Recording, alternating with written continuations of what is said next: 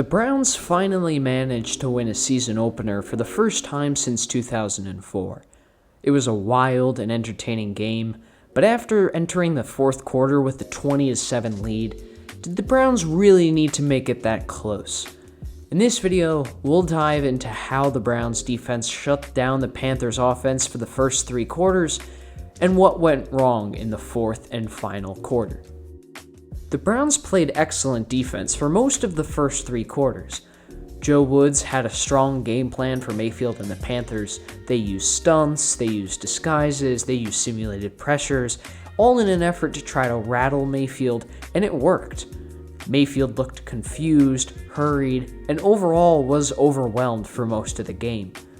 Myles Garrett was the best player on the field, unsurprisingly, and had an incredible game going against 6th overall pick left tackle Ikem Ekwonu, racking up 2 sacks as well as multiple pressures.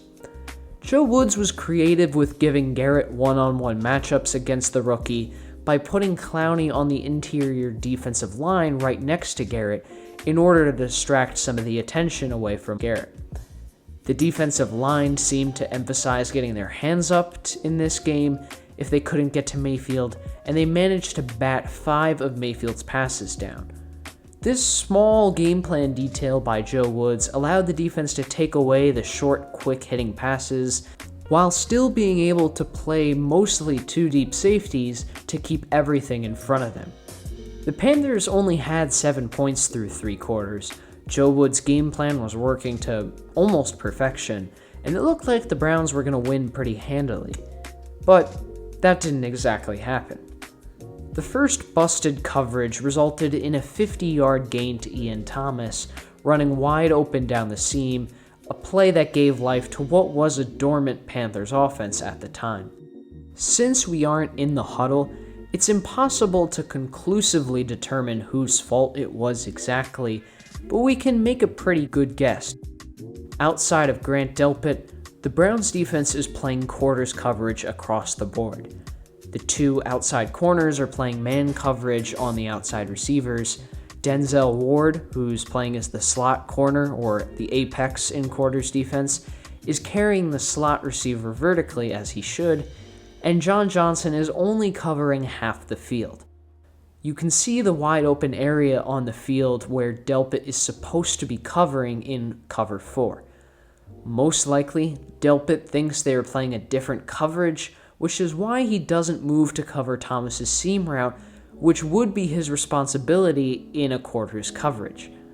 This play shows you just how important communication is in the secondary, and how even just one player not playing the right coverage can lead to huge gains given up. The next play I want to break down is the 75-yard touchdown play that was a real momentum killer. The Panthers are running a 3-level flood concept, but with Robbie Anderson running a deep post instead of a standard go route. The Browns' defense are, again, in their commonly used quarters coverage. The problem on this play, however, was a communication error between Greg Newsome and John Johnson. In quarters coverage, Johnson, the post safety, is required to take the number 2 receiver if he runs vertically past 7 yards. So when the receiver, starting his route, runs past 7 yards, Johnson has full responsibility of this receiver. When the receiver breaks toward the outside, Johnson correctly goes to defend him. This same rule applies to cornerbacks in quarters coverage. If the outside receiver runs a vertical route past 7 yards, Newsome has to play man coverage on that receiver. When the mid-level threat breaks towards the outside, where Johnson goes to go cover him, Newsome slightly hesitates and drops his hips, not realizing that that guy is not his responsibility. This is not the correct decision by Newsome, since he's already obliged to cover Robbie Anderson, since Anderson is already running vertically.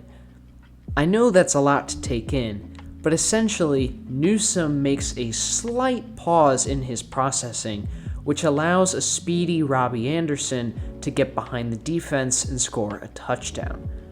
Again, this shows you how sound and precise you have to be on defense on every single play, Otherwise, NFL offenses are going to find and exploit your weakest points.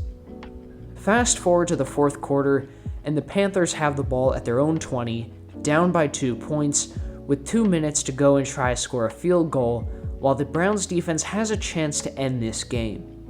So what went wrong? On the first play of the drive, the Panthers call an RPO, with a little pre-snap action with DJ Moore motioning across the field.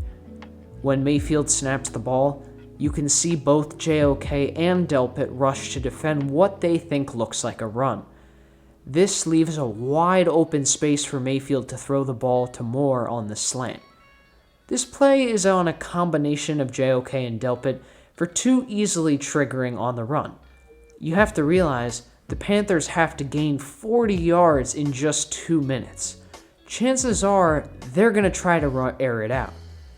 Combine that with the terrible tackle angles from the secondary after the fact, and just like that, DJ Moore already has the Panthers offense at midfield.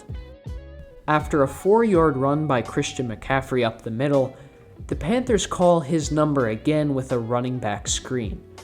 Unfortunately, the Browns decide to run a nickel blitz on this play, and better yet, from the opposite side of the screen.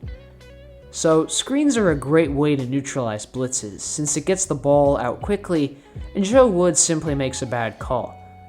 To add salt to the wound, the Browns defense misses a couple of key tackles, and Johnson gets penalized for a horse collar tackle, which moves the Panthers 15 more yards inside field goal range. Now, I know this video was negative, especially considering that the Browns just won their first season opener in forever. But the defensive collapse in the fourth quarter did not get enough media coverage, and it is a little worrisome. Brissett did lead a nice drive to set up Cleveland hero Cade York's game-winning 58-yard field goal, which distracted the attention that would inevitably be on Joe Woods and this defense if the Browns lost.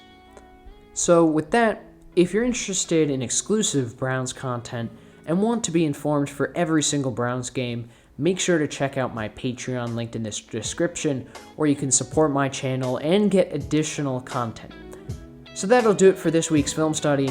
Let's hope we're breaking down another win next week.